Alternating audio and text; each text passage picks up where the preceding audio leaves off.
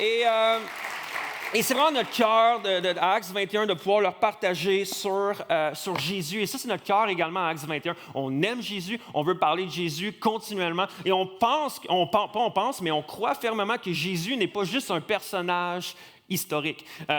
Jésus a réellement existé. Jésus a vraiment été sur terre. Vraiment que les historiens, autant qu'ils sont croyants ou non, savent et sont capables de mentionner réellement que Jésus a réellement existé.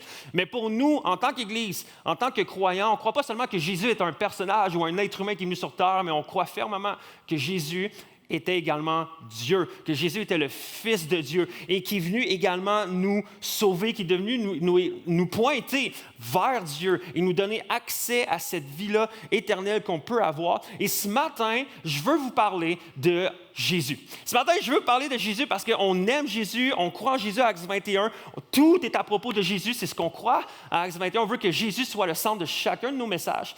Et ce matin, je veux parler de Jésus, mais également en conclusion de la thématique résolution.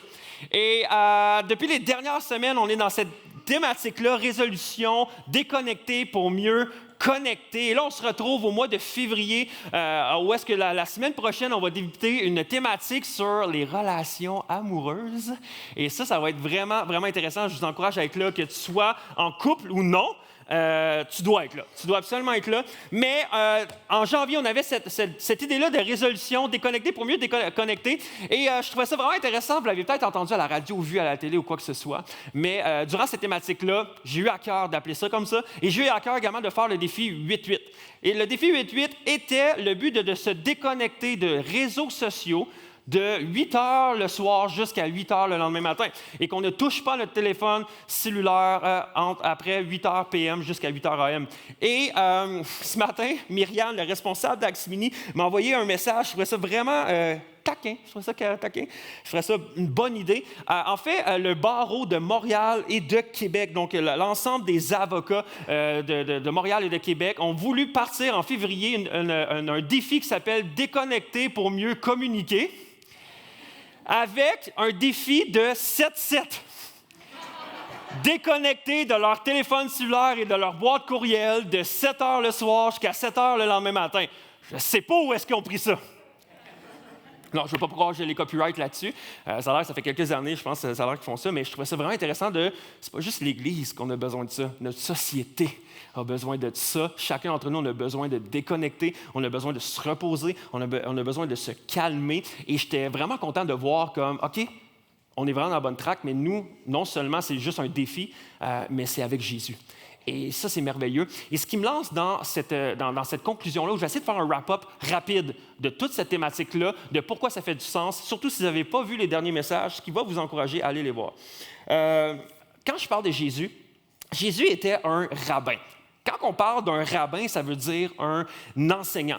Donc, oui, Jésus, comme je disais tantôt, nous, on croit qu'il était plus qu'un enseignant, qu'il était vraiment le Fils de Dieu, le Messie, le Sauveur de la terre. Mais à cette époque-là, si tu avais croisé Jésus, tu aurais seulement cru que c'était un enseignant, quelqu'un qui enseignait une foule, ou peut-être un vieux sage, un genre de sage qui continue de... je dis vieux, tu sais, il était dans la trentaine d'années, là, fait que vieux comme moi. Mais tout comme chaque rabbin de cette époque-là, Jésus avait deux choses. Il y avait premièrement un joug et deuxièmement des apprentis. Premièrement, un joug. On connaît un joug comme étant une pièce de bois qu'on fixe soit en avant ou en arrière des cornes du bœuf où il attache un attelage. J'ai une photo ici. Ça, c'est un joug. Donc, à ce moment-là, lorsque il y avait des fermiers ou quoi que ce soit, ils prenaient ça, ils attachaient ça pour après ça battre le champ. Je ne suis pas un fermier, moi, là, OK? Je ne connais pas ça, mais on sait clairement que ça, c'est un joug. OK? Et là, Jésus avait un joug. Mais si vous me suivez, Jésus n'était pas un fermier, là. Jésus, c'était un enseignant. Et alors, Jésus n'avait pas un joug, littéralement. Il ne se promenait pas au travers de Jérusalem avec une pièce de bois comme ça. Okay? C'est pas ça qu'il y avait. Un joug, c'était une expression commune utilisée à ce moment-là, au 1er siècle, pour présenter son ensemble d'enseignements, de comment vivre la vie. Chaque rabbin avait son joug, qui était de dire sa manière de vivre et son enseignement. Donc, en d'autres mots, Jésus dit, voici mon joug, voici une série d'enseignements qui vont vous aider à vivre et à supporter le poids de la vie, à comment vivre votre mariage, comment vivre au travers peut-être d'un divorce, comment vivre votre vie prière, comment vivre avec l'argent que vous avez, comment en prendre soin, comment vivre la sexualité, comment vivre les résolutions de conflits dans votre famille, dans vos relations amicales ou peu importe avec les collègues de travail, comment vivre au travers de la politique, quel est mon enseignement au travers de toutes ces affaires-là de gouvernement, de politique et tout ça. Donc Jésus dit, j'ai un joug. Et on va le lire un petit peu plus tard. Donc premièrement, Jésus, comme tout enseignant, avait un joug et deuxièmement des apprentis. Tout comme chaque enseignant avait des élèves, des étudiants ou des apprentis. On connaît le mot apprenti. Pour nous, c'est facile de connaître un apprenti parce qu'on a tous des gens autour de nous qui sont plombiers, menuisiers, charpentiers, et on commence toujours en bas de l'échelle où est-ce que tu es un apprenti. Donc, tu apprends le métier, tu apprends sous le compagnon, sous l'enseignant, et qui t'enseigne comment faire ce métier-là. Mais Jésus avait également des apprentis. Je vais t'enseigner comment vivre la vie. Je vais t'enseigner comment être sur terre, comment la vie fonctionne. Et on peut appeler ça des étudiants, on peut appeler ça des apprentis, mais dans le jargon chrétien, dans le langage, on va souvent appeler ça des disciples. Et Jésus avait des disciples ou des apprentis. Puis, pour mettre ça simple, être apprenti, ça voulait dire quoi? Être apprenti, c'était d'organiser sa vie sous 3 principes. Si tu étais l'apprenti de Jésus, par exemple. C'était d'être avec Jésus, premièrement, si tu veux le suivre. Après ça, devenir comme Jésus. Puis par la suite, c'est de faire ce que Jésus ferait. C'est de faire ce que Jésus ferait s'il était à ma place. Et le point central d'être un des disciples de Jésus, c'était de modeler toute sa vie autour de Jésus. Et en 2023, on croit encore qu'on est appelé à être des apprentis de Jésus. On croit que nous sommes encore appelés à être des disciples de Jésus. Donc pour nous, c'est également encore aujourd'hui de modeler notre vie autour de la vie de Jésus, autour de son enseignement, autour de son joug.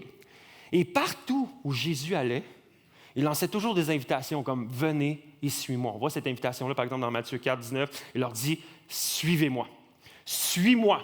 En d'autres mots, Jésus lançait continuellement des appels à des foules puis disait « Viens et sois mon apprenti ».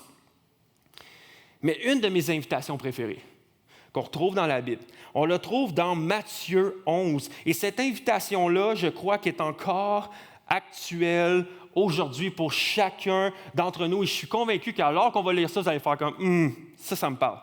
Matthieu 11, 28. « Venez à moi », même chose que « suis-moi ». Vous tous qui êtes accablés sous le poids d'un lourd fardeau, et je vous donnerai du repos. Prenez mon joug sur vous et mettez-vous à mon école, car je suis doux et humble de cœur, et vous trouverez le repos pour vous-même. Oui, mon joug, ma série d'enseignements est facile à porter, et la charge que je vous impose est légère. C'est moi ou c'est un genre de texte qu'on pourrait lire où il y a des petits oiseaux, une petite chute, un spa, puis un bon massage à la fin. Hein? C'est doux le repos, doux et humble de cœur, la charge est légère, le repos. Comme, wow! Mais pourtant, c'est ça qu'on vit vraiment. C'est ça qu'on vit vraiment. Et j'aimerais ça lire ce passage-là de Matthieu 11, 28, mais dans une autre version de la Bible. Et malheureusement, cette version-là n'existe pas en français, elle existe seulement en anglais. C'est Eugene Peterson qui a traduit la Bible qui s'appelle The Message. Okay? Et The Message, c'est vraiment paraphrasé, vraiment avec des phrases qu'on utiliserait aujourd'hui au quotidien. Et donc, j'ai traduit de la version anglaise, okay? Mais voici ce que ça dit. « Es-tu fatigué, brûlé, épuisé par la religion? Viens à moi, retire-toi avec moi et tu reprendras possession de ta vie. Je te montrerai comment faire pour vivre un vrai repos. Marche avec moi et travaille avec moi. Regarde comment je fais. Viens apprendre sous le rythme non forcé de la grâce. Ça, j'aime ça. Viens apprendre sous le rythme non forcé de la grâce. Tu sais, pour apprendre, il y a comme un rythme d'apprentissage, puis Jésus comme, je te force à rien, là. On va aller tranquillement. Puis dans la grâce, ça veut dire que des fois, tu vas manquer. Des fois, tu vas failer. Des fois, ça ne sera pas facile. Mais ça va être sous la grâce. Après ça, il dit, viens apprendre sous le rythme non forcé de la grâce. Je ne t'imposerai rien de lourd ou de déséquilibré. Reste avec moi et tu apprendras à vivre librement et avec légèreté. Wow! L'invitation que Jésus nous lance, c'est pour tous ceux qui sont chargés, brûlés, stressés, ceux qui sont pognés dans le trafic le matin, ça quigne. ceux qui voient leur do list, là, leur liste de tâches, puis c'est comme, me semble, ça n'arrête jamais d'en avoir. Ceux qui ont besoin d'une autre tasse de café pour passer au travers de la journée. Si ça te parle, si tu dis, ça, je pense, c'est un peu moi. Jésus te dit, OK, toi, suis-moi. Suis-moi. Puis, on est rendu dans une époque où on croit que ce qu'on a vraiment besoin, c'est, pour passer au travers de nos journées, au travers de nos semaines, nos mois, de l'année, c'est qu'on a besoin d'une journée au spa. Hein? Combien de personnes, là, tu vas travailler au quotidien, puis tu es comme, ça ferait du bien une petite journée au spa, là. Moi, en tout cas, ça se parle dans mon groupe Connexion. Toutes les filles, à chaque fois, qui fait comme, hey, on fait une activité de filles, ça dit, on va au spa, on va au spa. Et puis, c'est fou comment que l'industrie du spa fait tellement d'argent au Québec. Juste au Québec, c'est au plus de 200 millions de revenus annuellement au niveau des spas, parce que c'est vendu une industrie où est-ce que les gens ont besoin de se reposer, puis ils pensent qu'une journée au spa va régler leur reste du quotidien. Mais pas tant. On pense que ce qu'on a besoin, c'est d'une semaine dans le sud. Moi, j'y pense régulièrement. Ou d'une fin de semaine au chalet où est-ce qu'on déconnecte, pas de Wi-Fi, puis même une bécosse à l'extérieur. C'est ça qu'on a besoin. Mais c'est-tu vraiment ce qu'on a besoin? C'est-tu vraiment ça qu'on a besoin? D'une journée au spa, une semaine dans le sud, ça l'aide, mais c'est ça qu'on a besoin. Puis malheureusement, heureusement pour certaines choses, mais malheureusement pour nous, l'invitation de Jésus, c'est pas d'une semaine à Cayo Coco. C'est pas ça. L'invitation de Jésus, c'est pas d'aller au spa avec lui et la gang de disciples. Non, quoi qu'on aimerait ça, mais son invitation, c'est de prendre son joug, de vivre notre vie à ses côtés, d'apprendre sur lui, de comment vivre notre vie, puis comment vivre le poids que la vie nous offre. C'est ça que Jésus nous offre. Alors, comme, OK, son invitation consiste à nous sortir d'un rythme que la société nous pousse à être continuellement effrénés, que ça nous pousse à continuellement être chargés. Puis Jésus dit, viens avec moi, viens reposer ton âme. Viens dans ce calme-là que je t'offre. Puis peut-être que tu es ici ce matin, comme moi, puis que tu fais comme, time out, Jasmin. Moi, là, je ne sais pas pour toi, mais moi, ça fait plusieurs années que je me considère croyant, que je me considère chrétien, que je me suis fait baptiser il y a quelques années, il y a quelques mois, il y a 20, 30 ans. Honnêtement, j'ai une famille, je suis là, je viens à l'église, du moins, j'essaie d'être là chaque semaine. Je suis impliqué à Xmini ou à la projection, ou je suis impliqué un peu partout, je suis bénévole. Puis honnêtement, je suis Jésus, là, puis je me sens quand même overwhelmed, fatigué, brûlé, chargé, débordé. Puis j'ai l'impression de tout le temps vivre sa réserve. On dirait que ma tank d'énergie, ma tank, là, c'est ça, ma tank, je cherche c'est quoi tank en français? Réservoir, merci. Mon réservoir, il est tout le temps vide. Je suis tout le temps comme ces vapeurs. Puis peut-être même qu'alors qu'on partageait sur les dernières semaines, de dire, hey, prends un temps avec Jésus, va en silence, retire-toi, prends un break, pense à toi, peut-être prends un temps de lecture, puis t'es comme, pour vrai, Jasmin, là, tu faisais juste parler de ça, puis juste pour moi, ça semblait déjà trop. C'était comme, j'ai l'impression qu'il faut que je fasse une autre affaire, Puis là, on se dit, coudonc, y a-t-il quelque chose que je n'ai pas compris? Y a-t-il quelque chose que je n'ai pas compris dans la foi chrétienne? Jésus dit, viens à moi, ça va être facile, léger, doux, tu vas avoir du repos, puis là, j'ai l'impression de vivre tout le contraire. Qu'est-ce que je n'ai pas compris? Et Dallas Willard, on en a parlé lors de la première semaine, il dit ceci sur le passage de Matthieu 11, 28 qu'on a lu concernant Jésus, son joug. Voici ce qu'il commente par rapport à ça. C'est vraiment intéressant. Voici la vérité concernant le joug léger de Jésus. Le secret consiste à vivre comme Jésus au courant de l'intégralité de sa vie. C'est d'adopter son style de vie global. Notre erreur est de penser que de suivre Jésus consiste à aimer nos ennemis, à marcher le 2e kilomètre, à tendre l'autre joue, à souffrir patiemment et avec espoir, tout en vivant le reste de notre vie comme les autres autour de nous. C'est une stratégie vouée à l'échec. Si je peux paraphraser le tout, là, il est en train de dire, si tu veux expérimenter la vie que Jésus offre, tu dois adopter le même style que Jésus, le même style de vie que Jésus. Si tu veux vivre un joug léger, si tu veux vivre le repos que Jésus offre, tu dois adopter son style de vie. Moi, j'aime le sport, je suis passionné de sport, j'aime bouger, tout ça, puis je me rappelle où est-ce que pendant un bout de temps, j'allais au gym, puis je regardais les gars dans le miroir là, qui sont là. Mais que c'est pas comme une paille comme moi, là, que c'est plus comme un ballon de football. Là, okay? Et story à paille, c'est vraiment méchant. Et et là, ils forcent plus son code, sont forts, puis ils sont beaux. Là, puis moi, je me dis, j'aimerais ça offrir ça à ma femme. T'sais. comme d'être beau de même, tu sais, puis tout ça. Et là, fait que là, ça m'arrive, tu sais, de jaser avec des personnes comme ça. Je fais, OK. Puis je suis même allé voir des kinésiologues, je suis allé voir des gars, puis ils m'ont dit, OK, Jasmin, c'est ça que tu veux devenir? Puis là, je me rappelle, je suis allé voir un kinésiologue 6 mois avant mon mariage, puis j'étais comme, c'est ça que je veux être. Puis là, je montrais des photos des gars huge, là. Et j'étais là, c'est ça que je veux être, tu sais. Et il fait, pas de problème. Mais je vais te monter un plan, puis tu vas devoir suivre à la lettre. Et là, il va falloir que tu te couches, il va falloir tel nombre d'heures de coucher, de repos. Il va falloir que tu bois tant d'eau, il va falloir que tu prends tel régime. On va calculer tes protéines, tes glucides, tes lipides. On va calculer tout ça, à quelle heure tu prends tes repas. Je vais te donner des programmes d'entraînement, tu vas faire toutes ces affaires-là. Et à ce moment-là, j'ai fait, je suis pas prêt de faire ça, là.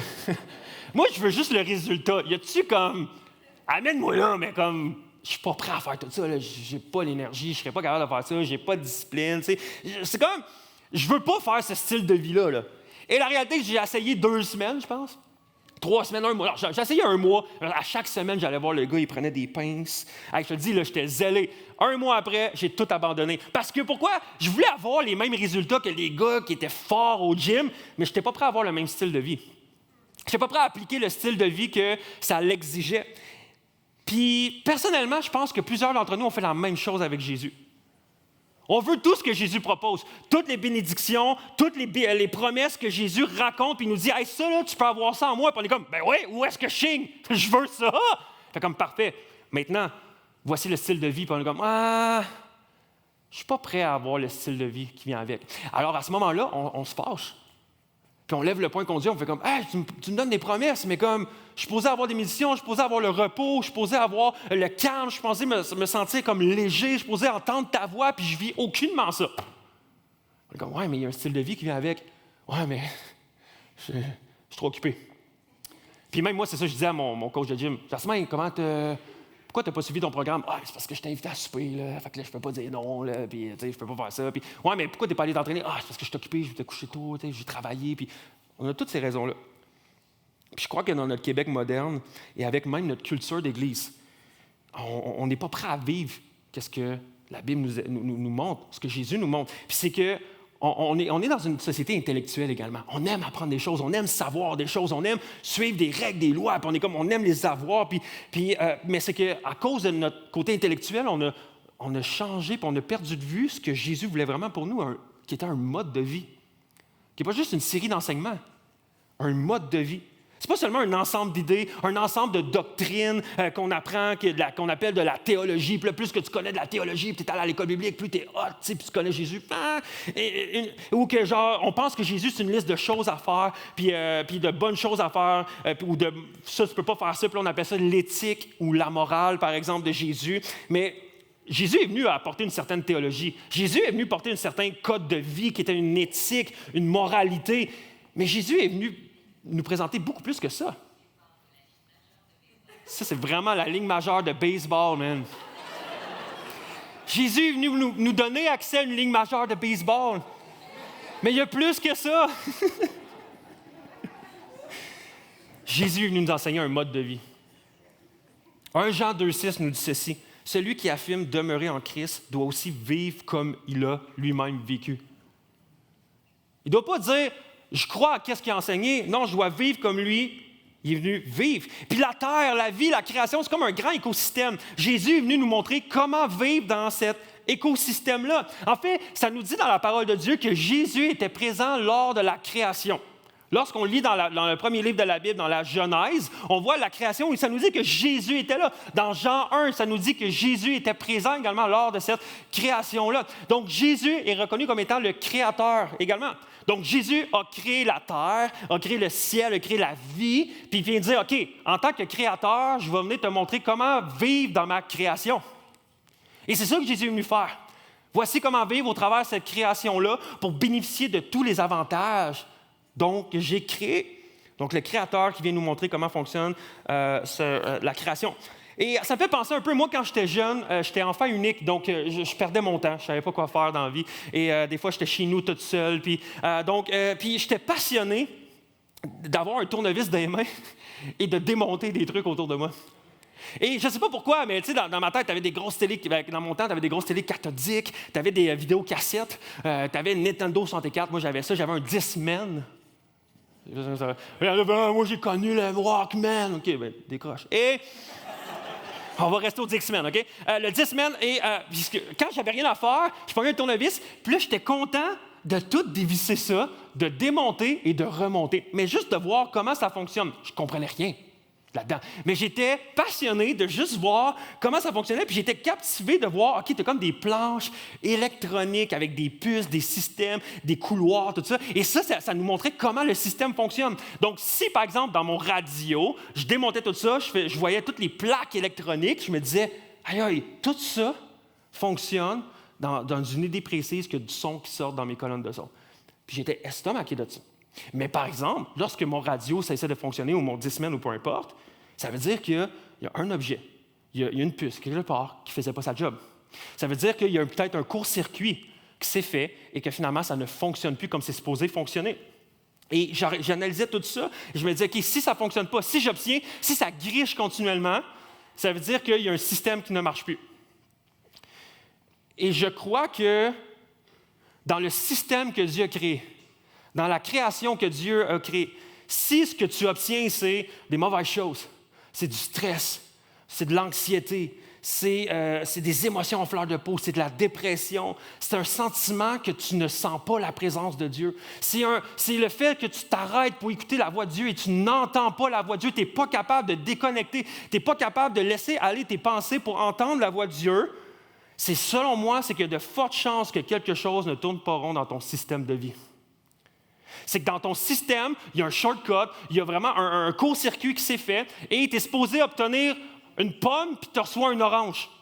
Ça ne marche pas. Si tu plantes des graines de pommes, mais est-ce que tu as tes oranges? On va faire, il y a quelque chose qui ne marche pas dans mon système, là. Et c'est le même principe dans notre vie, dans ce que Jésus offre. Si Jésus nous promet de la légèreté, de la paix, du repos, de la douceur, puis ce que tu obtiens, c'est de la colère, de l'irritation, du stress, de l'angoisse, de l'anxiété, il y a un court-circuit quelque part. Puis le court-circuit peut se retrouver à plusieurs endroits. C'est peut-être dans ta manière que tu vis ta routine matinale. C'est peut-être la manière que tu gères ton agenda, tes priorités, la manière que tu gères ton budget, la manière que tu vis tes relations, la manière que tu vis tes relations avec tes appareils électroniques, ton téléphone cellulaire, c'est quoi la relation que tu as avec ça? Les réseaux sociaux, la télévision, ta capacité de gestion de ton temps, il y a peut-être un court-circuit qui est là, ta capacité d'attention. Peu importe, si ce que tu obtiens, ce n'est pas ce que Jésus promet, il y a un court-circuit quelque part, il y a quelque chose de brisé, il y a quelque chose qui ne fonctionne pas, qui n'est pas supposé d'être comme Jésus le voudrait. Puis on veut que ça change. Mais trop souvent, on ne regarde pas au bon endroit. On ne regarde pas au bon endroit. Il y a tellement de phrases populaires que je trouve tellement si simples, mais si réelles, parce que je l'applique, je suis capable de voir ça dans ma vie. Là. Elle dit ceci. La définition même de la stupidité est de faire la même chose encore et encore et s'attendre à des résultats différents. C'est comme, je me couche tout le temps à 11 heures, mais j'aimerais ça être moins fatigué. Je me reconnais. Mais si on est honnête ce matin, c'est ça qu'on fait. On fait exactement tout le temps la même chose, mais on s'attend à des résultats différents. On nous présente une vision de Jésus. Peut-être que tu arrives à un moment où est-ce que tu vas à l'église et tu entends un pasteur qui te parle d'un message, ou tu lis un livre sur un livre chrétien, sur ce que Jésus nous présente, ou tu écoutes un podcast, quelque chose comme ça. Puis là, on nous présente un aperçu de ce que Jésus nous offre, les bénédictions, les promesses que Jésus veut pour nous. Puis là, on est comme, ouais, je veux ça, je veux cette vie-là. Puis là, par exemple, c'est l'église le dimanche matin, puis là, tu rentres chez vous, puis là, tu en parles à ta femme, tu en parles à ta famille, ou tu en parles à ton coloc, tu en parles à ton ami, peu importe. Puis là, tu es là, hey, moi, là, j'aimerais ça vivre ça, puis je pense que Dieu, il nous a des promesses pour nous, puis let's go, on va les chercher, puis là, avec toute la volonté de la terre que tu as, là, tu es là, OK, je vais faire ça, mais le lendemain ou quelques jours après, tu recommences à vivre exactement de la même manière que tu vivais. Puis rien ne change. Puis là, c'est le même cycle qui se répète. Le stress, l'angoisse, l'anxiété, le fait d'être débordé, d'être pressé, d'être épuisé. Puis là, on se sent bloqué, puis on fait quoi? Dans le fond, Jésus, c'est pas vrai qu'est-ce qu'il dit? C'est pas vrai ce que la Bible dit? Puis là, on remet en doute toute la vie. On remet en doute toute la vie chrétienne. On remet en doute Dieu. Puis pourtant, la solution est très simple. Je l'ai marqué ici comme ça. Là. J'aurais dû le marquer ici, mais voici ce que j'ai marqué. Si nous voulons expérimenter la vie en plénitude, ce que Jésus nous promet, la capacité de vivre une proximité si riche avec Dieu, de ressentir encore et encore la douce présence de Dieu, Tout ce qu'on a à faire, c'est d'adopter non seulement sa théologie et son code moral, mais également d'adopter son style de vie. Juste de suivre Jésus. C'est tout. Jésus est venu comme un modèle. Il suffit juste que moi, en tant que croyant, je copie le modèle. C'est ça la vie chrétienne. On pense que c'est une série de règlements. Non, la vie chrétienne, c'est de copier Jésus. C'est juste ça. Si Jésus avait comme discipline de se retirer, de prendre un temps seul avec Dieu, alors en tant qu'apprenti, je vais me retirer et prendre des temps seuls avec Dieu et je vais appliquer cette discipline-là. Si Jésus avait la discipline de faire le sabbat et de prendre une journée de repos pour se délecter de ce que Jésus nous offre, alors en tant qu'apprenti, j'applique la discipline du sabbat et je veux me délecter de ce que Jésus m'offre, de ce que Dieu m'offre. Si Jésus avait l'habitude de dire non à de belles opportunités pour poursuivre son appel et pourquoi il était sur terre, alors en tant qu'apprenti, je veux apprendre à dire non pour focaliser mon appel puis mes priorités sur ce que Dieu veut pour moi. Si Jésus avait l'habitude de servir ceux qui l'aimaient, alors en tant qu'apprenti, je veux servir les gens autour de moi. Suivre Jésus, ce n'est pas d'être seulement d'accord avec ce qu'il fait et ce qu'il enseigne, mais c'est d'agir comme lui. Pour beaucoup, être chrétien, c'est comme, ben ouais, je crois qu'il est fils de Dieu, puis je crois que qu'est-ce qu'il est venu dire, c'est bien. Tu l'appliques-tu? Non, mais j'y crois, par exemple. Être d'accord avec mon ami végétarien sur qu'est-ce qu'il fait puis qu'est-ce qu'il croit, ça ne fait pas de moi un végétarien, là, si je n'applique pas qu'est-ce qu'il fait. Ça ne fait pas de moi un végétarien si je fais comme, je suis d'accord avec ce que tu fais, puis j'y crois, c'est bon. Puis quelqu'un, en fait, tu es végétarien. Non, je ne l'applique pas. Mais avec Jésus, on fait peut-être la même affaire des fois. En tant qu'apprenti, notre simple devoir, c'est de copier notre rabbin. Puis dernièrement, je constatais que, j'inviterai l'équipe de louange aussi à venir me rejoindre, mais je constatais que quelque chose, je constatais quelque chose avec l'idée d'insérer des nouvelles disciplines de vie spirituelle dans la vie. Puis c'est ça qu'on a regardé dans les dernières semaines. Comment s'arrêter avec Dieu, comment vivre le sabbat, puis tout ça. Puis parfois, on voit certaines disciplines spirituelles comme étant complémentaires à notre vie. On ne les voit pas comme étant complémentaires, mais on les voit comme étant distincts. Puis, on croit qu'en tant que chrétien, notre devoir, c'est de prier, c'est de lire la Bible, c'est qu'on doit chanter des louanges. Puis là, on se flagelle parce qu'on se force à prendre des temps puis à mettre des temps dans notre horaire. OK, je vais me lever plus tôt d'abord, puis je vais prendre du temps avec Dieu ou le soir avant de me coucher. Puis là, je vais prendre un temps pour prier puis lire ma Bible. Puis un coup qu'on fait ça, on a l'impression d'avoir accompli ce que Jésus nous demande. OK, là, j'ai fait mon devoir de... j'ai fait mon devoir de chrétien, j'ai pris un temps avec Dieu puis tout ça. Puis après ça, on ferme ça, puis on pense que c'est complètement déconnecté de tout le reste de notre vie. Puis c'est ça, je pense, souvent le problème. C'est comme si nos temps dans la semaine avec Dieu sont seulement en lien avec notre temps avec Dieu puis la réunion du dimanche matin. Parce que quand le pasteur va parler, as-tu pris un temps avec Dieu, tu vas te sentir moins mal. Et là, on pense que c'est ça la vie chrétienne. C'est ça, c'est genre, je prends un temps personnel avec Dieu et je vais à l'église le dimanche matin ou à mon groupe Connexion, puis c'est tout déconnecté du reste de ma vie. Puis c'est là que je reviens au principe que de suivre Jésus, c'est d'adopter un style de vie. À plusieurs reprises dans la Bible, ça nous dit dans Colossiens 3,17, « Et quoi que vous fassiez, ça veut dire peu importe ce que tu fais, en parole ou en œuvre, que tu parles, que tu fasses de quoi, faites tout au nom de Seigneur Jésus, en rendant par lui des actions de grâce à Dieu le Père. » 1 Corinthiens 10,31 nous dit ceci, « Soit donc que vous mangiez, soit donc que vous buviez, soit que vous fassiez quelque chose d'autre, faites tout pour la gloire de Dieu. » Faites tout pour la gloire de Jésus. Quand on réalise que notre foi chrétienne est partout dans notre quotidien, quand je réalise que d'être chrétien, c'est un style de vie, quand je désire vouloir tout faire pour la gloire de Dieu, ça veut dire que quand j'entre au travail, c'est pour la gloire de Dieu. Quand je suis en train de dîner avec mes collègues, c'est pour la gloire de Dieu. Quand je passe du temps avec mes enfants ou que je suis mère à la maison, c'est pour la gloire de Dieu. Quand je visite ma famille lors des week-ends, puis on a un party de famille pour la fête d'un tel, puis pour le cousin de l'autre, c'est pour la gloire de Dieu. Quand je commence à dater quelqu'un, je commence à être en couple, je commence à vouloir comme, je suis intéressé, c'est pour la gloire de Dieu. Quand je vis mes fréquentations, mon mariage pour la gloire de Dieu. Quand je parle avec mes voisins, c'est pour la gloire de Dieu.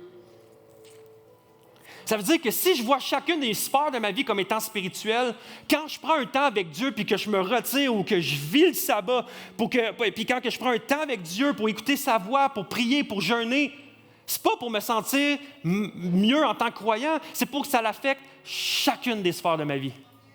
C'est parce que je réalise que pour élever mes enfants, j'ai besoin de la grâce de Dieu. J'ai besoin d'être nourri par la parole de Dieu. Pour être un meilleur employé, j'ai besoin de me rappeler comment Jésus est venu au service puis était humble et doux. Pour mieux aimer ma femme, j'ai besoin d'être nourri par la parole de Dieu pour après ça faire comme « Hey, je veux être un meilleur mari pour toi. Je veux venir comme Christ est venu aimer l'Église. » Et je réalise que chacun des temps que je fais avec Dieu, ce n'est pas déconnecté, c'est complémentaire. J'en ai besoin pour chacune des sphères de ma vie.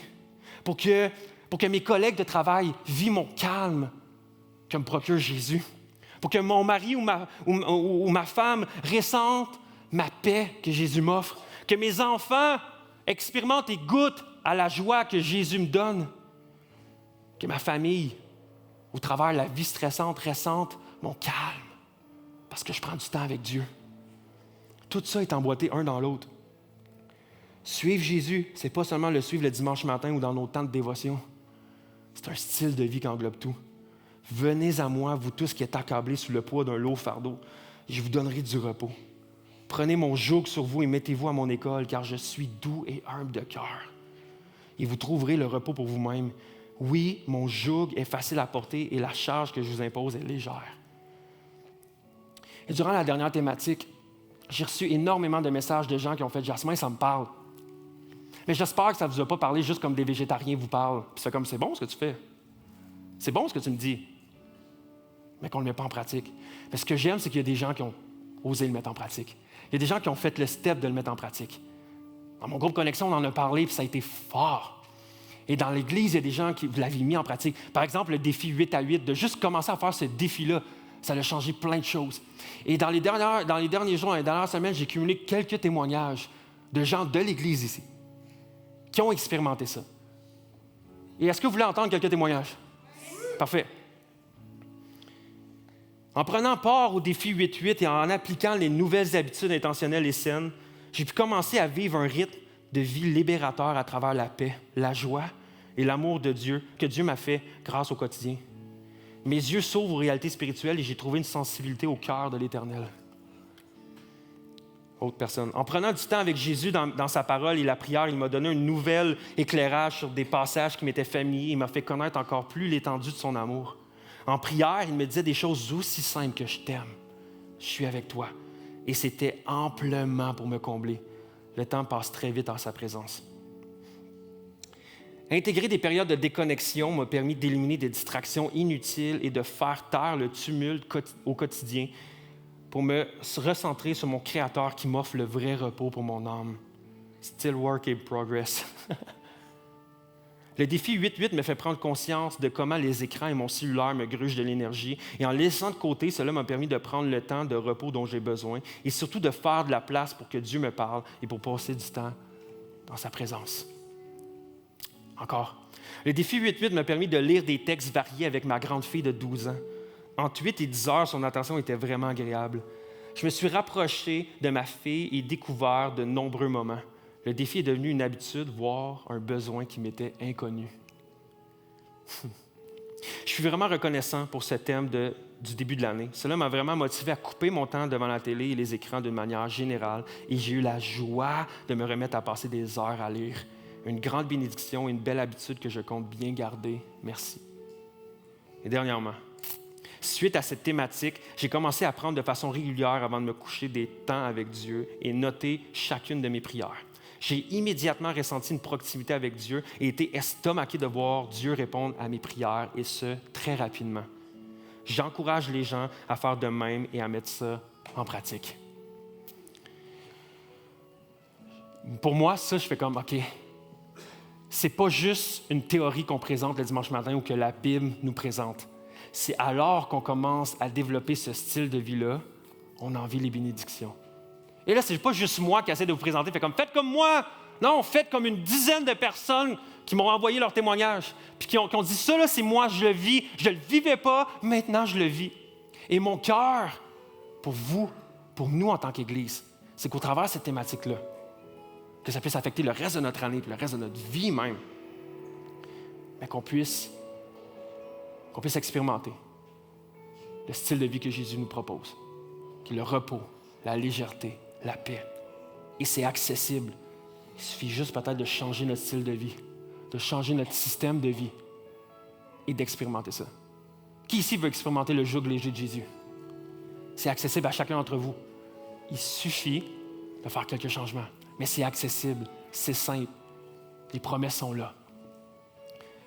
Et c'est ça que Jésus est venu faire. Oui, Jésus est venu pour nous rendre la vie éternelle.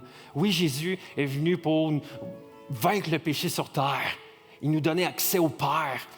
Mais il est venu nous montrer un style de vie. Puis c'est pas en se flagellant, puis c'est pas du légalisme. C'est pour notre mieux. Et au travers de ça, ça change un couple, une famille, une génération. Ça, c'est mon cœur pour nous, pour Actes 21.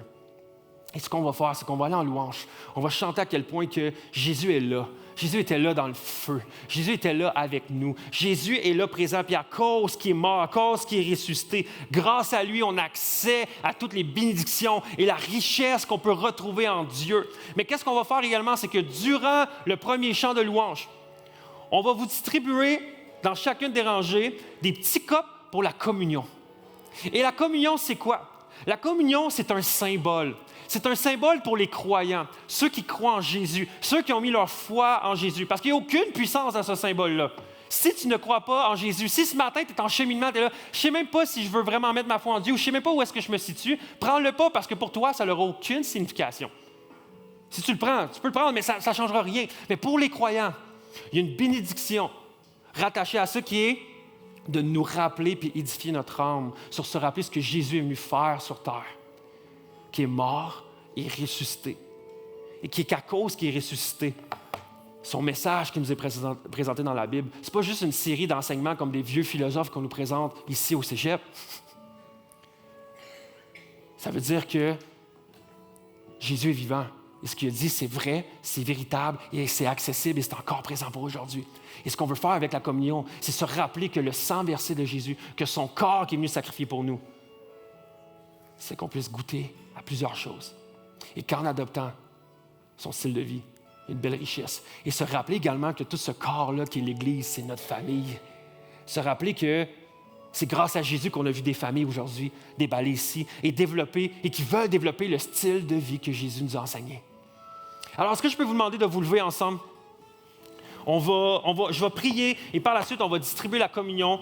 Et par la suite, attendez-moi parce que je vais revenir après le premier chant et on va prendre tout le monde la communion ensemble. Et prions ensemble.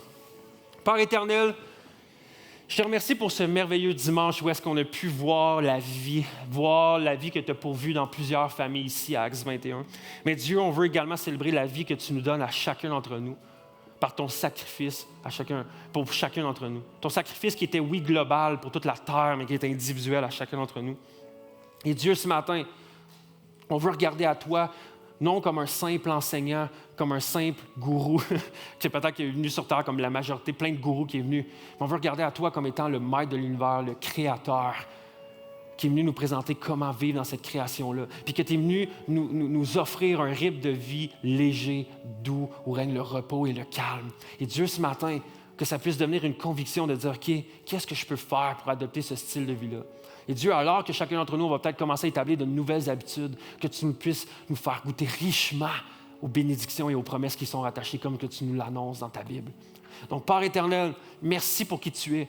Merci pour ta douceur. Merci pour le style de Dieu que tu viens pas pour nous flageller, pour être un Dieu de colère, puis nous corriger. Non, tu es venu pour nous relever, nous offrir le repos, la grâce, l'amour. Et Dieu, ce matin, on veut te louer puis te remercier pour ça.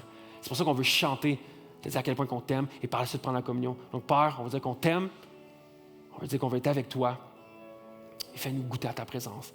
Dans le nom de Jésus. Amen.